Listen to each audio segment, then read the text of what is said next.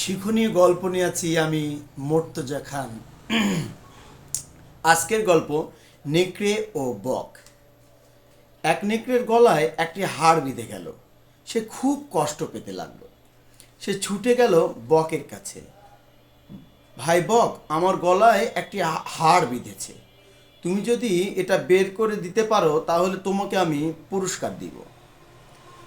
বক প্রথমে একটু ভয় পেলেও পরে সাহস করে নেকড়ের গলার ভেতর তার লম্বা ঠোঁট ঢুকিয়ে দিল।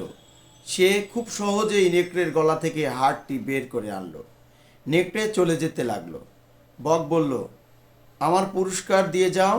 নেকড়ে বলল, তুমি আমার মুখের ভিতর থেকে বিপদ ছাড়াই তোমার মাথা বের করতে পেরেছো। এটাই তো তোমার বড় পুরস্কার, নয়? নীতিকথা: দুষ্টু লোকের কাছ থেকে কোনো পুরস্কার আশা করা উচিত নয়।